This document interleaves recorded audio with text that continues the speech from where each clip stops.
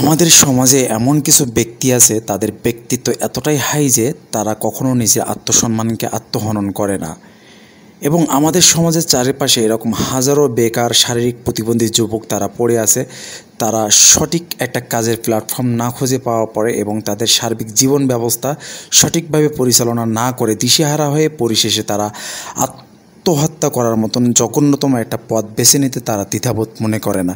ঠিক তেমনই একটা গল্পে নির্মিত আজকের এই আত্মহনন।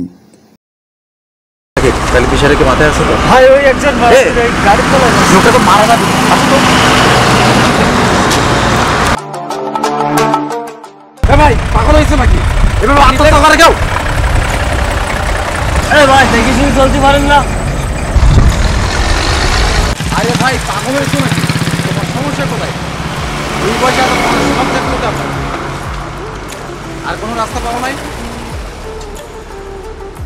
ভাই আমার 7 বছর বয়সে আমার খেলা করতে গিয়ে আমার পাটা ভেঙে যায়।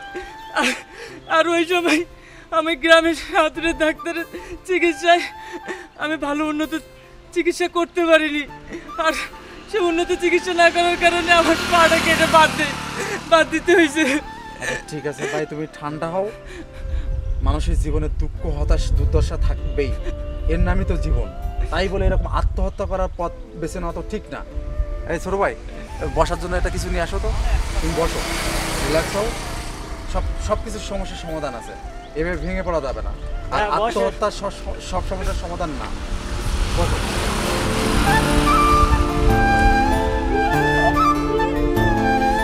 বাসায় কে কে আছে? আমার বাড়ি বড় 2 ভাই বোন আছে, আর আমার বৃদ্ধ মাটা আছে। আমার ভাই বোনেরা বিয়ে করে আলাদা থাকে, আর আমি আর আমার মা ওদের কাছে সব বোঝা হয়ে গেছি সংসারের। এত কষ্ট করে আমি আমার লেখাপড়া করে চালিয়ে কোনো চাকরি পাচ্ছি না। কি করে চালাবো আমাদের এই মাটার সংসার? কি করে চালাবো আমি? ভাই আমি সামান্য কয়েকটা টাকা টিউশনি করে আমি আমার এই সংসারটা চালাচ্ছি।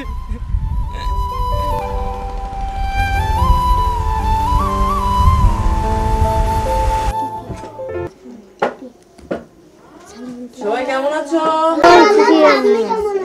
আমিও ভালো আছি। তারপর তোমাদের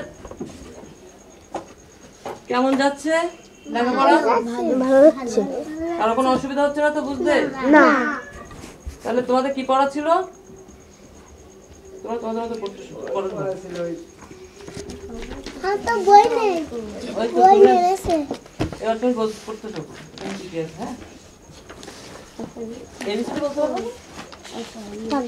পারবো? এ বি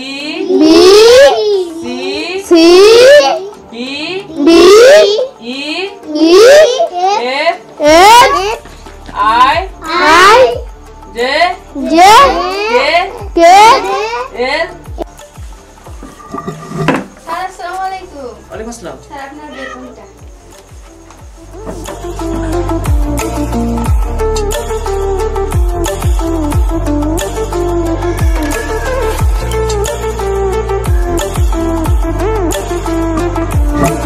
তাহলে আমি আজকের মতো আসি।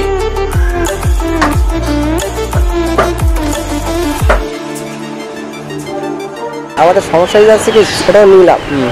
নিয়ে দেখা গেলে বাবা খালি হবে না, ওখানে ভাই হতো। ভাই সেটা সিগন্যাল দেন। হ্যাঁ, আচ্ছা আসল টাকা আর কি করবো? এই এক টাকা না, একটু কিছু তো করা লাগবে। পাগলামি দিলে হয়? পাগলামি না, হবে একটা ব্যবসা করে। এই হাতে টাকা হাতে আমাদের রতন ঘোড়াইছি নাই তাই যে রতন খোলাই তো দেখলাম। উনি এখন বিশাল মস্ত বড় মানে শিক্ষক। রতনের এত লেখাপড়া শিখে কি হবে? কে দেবে ওকে চাকরি? করছে তো ভালো, অন্য কোনো কাজ করলে ভালো হয়। চাকরি যেটা করতাম আর কেউ যে আছে এমন দেখার মতো তাও তো নেই। সেটা বিষয় আছে না? আবার কেউ ভিক্ষা করে খাবে, কেন? চাকরির যোগ্যতা নেই, তাই না? লেখাপড়া বাদ দিতে চাইলে অন্য কাজ করতে পারতো।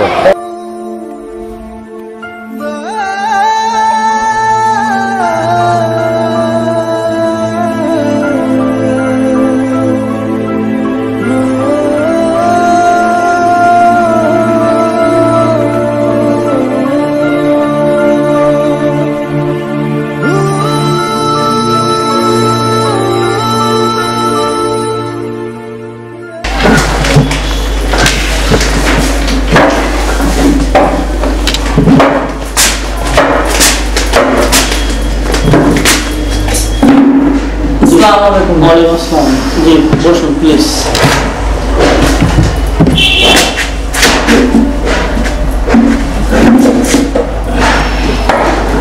হ্যাঁ তো বলুন।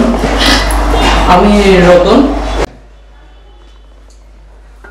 আমি আসছিলাম আপনার অফিসের চাকরির জন্য অ্যাপ্লাই করছি। আচ্ছা এই হচ্ছে আমার সিভি।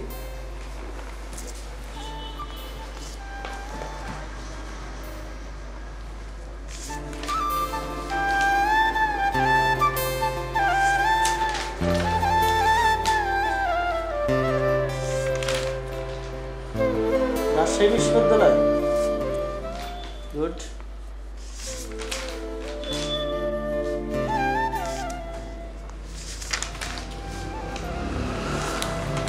তো মিস্টার রতন, আপনার কোয়ালিফিকেশন দেখলাম, সবই ঠিক আছে। আপনার এই দুর্ঘটনাটাও কীভাবে হলো? আমার বয়স যখন 7 বছর, তখন আমার খেলা করতে গিয়ে পায়ে হোঁচটকে ট্র্যাকের তলায় পড়ে গেছিলেন, বাসের তলায়। ডাক্তারের ভুল চিকিৎসায় ছোটবেলায় আমার পা কেটে বাদ দিতে হয়েছে। খুবই দুঃখজনক। বর্তমান ডাক্তাররা সব অটোপাস, যার কারণে এমনটাই হচ্ছে। দেশের পরিস্থিতি খুব খারাপ। যা হোক, তো মিস্টার রতন, আপনার কোয়ালিফিকেশন তো সবই ভালো দেখলাম। আসলে বর্তমান পরিস্থিতিতে চাকরি পাওয়া খুবই টাফ। আমাদের অফিসের বসেরাও আছেন, সিওরা আছেন, তারাও চাচ্ছেন ভালো ভালো ছেলে নিতে। আসলে আপনার তো একটু অঙ্গহানি একটা, তো সেক্ষেত্রে আপনার জন্য আমি সুপারিশ করব আমাদের ওপর মহলে। কিন্তু আপনাকে তো টেবিলের তলা দিয়ে কাজ করার মতো একটা পরিস্থিতি তৈরি করতে হবে। আসলে আপনি জানেন কি না জানি না, বর্তমানে একটা টেবিল কেন তৈরি হয় বা অফিসে কেন রাখা হয়, আর সেই অফিসের টেবিলের কেন পিছন সাইড রাখা হয় না, এটা আপনি জানেন কিনা জানি না। তো আসলে আপনি বুদ্ধিমান ছিলেন, আমি বিশ্বাস করি আপনি বুঝতে পারছেন আমার কথা। তো আপনি কি সেই সাথে একমত? যদি একমত থাকেন তাহলে আমি ওপর মহলে কথা বলব। আচ্ছা, আপনার সার্টিফিকেট তো দেখলাম আপনি রাজশাহী বিশ্ববিদ্যালয়ে পাস করছেন, তো রেজাল্টও ভালো আছে। তা আপনি চাকরির জন্য আসছেন, ভালো। আমাদের অফিসে মেধাবী লোককে আমরা খুঁজছি, যেটা আমাদের অফিসের কাজে সহায়তা করবে এবং কাজকে আরও ত্বরান্বিত করতে পারবে। তবে জানেন তো, আমাদের অফিসে কাজ করলে আপনি 30 থেকে 40 হাজার টাকা বেতন পাবেন। বিনিময়ে অফিসকে আপনি কী দেবেন? আপনি যদি আমাদের কথা রাজি থাকেন তাহলে আপনার জন্য আমরা চেষ্টা করব। আপনি আগামী সপ্তাহে দেখা করেন। You are most welcome.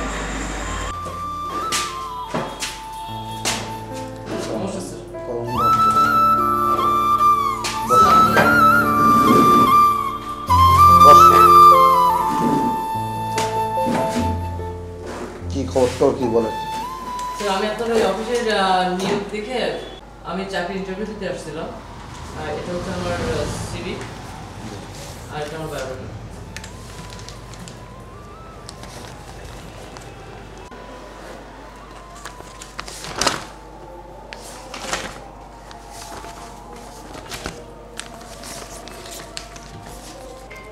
কোন ক্লাস পর্যন্ত পড়েছেন? আমি ডিগ্রি পর্যন্ত করছি। কোন কলেজ? আমি রাজশাহী বিশ্ববিদ্যালয়। রাজশাহী বিশ্ববিদ্যালয়। ওর ডায়েটটা তো অনেক ভালো। যাই হোক, চাকরি করতে চাও কেন তুমি? আসলে আমি খুব গরিব পরিবার ছিলাম তো।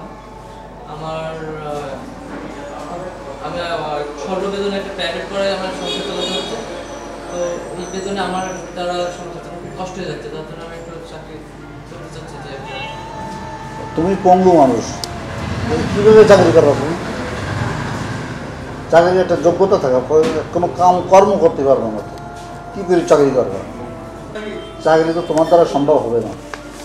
তারপরেও দেখি তোমার জন্য কিছু করা যায় কি না। তুমি 1 সপ্তাহ পরে এসো।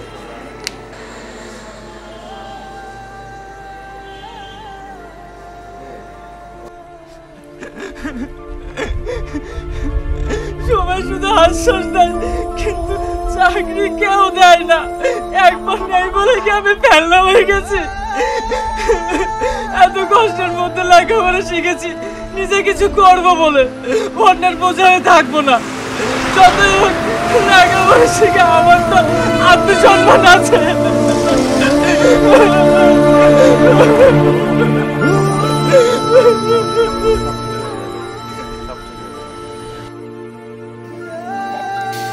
এরকম হাজারো শিক্ষিত প্রতিবন্ধী রতন আমাদের সমাজের আশপাশে বেকার হয়ে পড়ে আছে।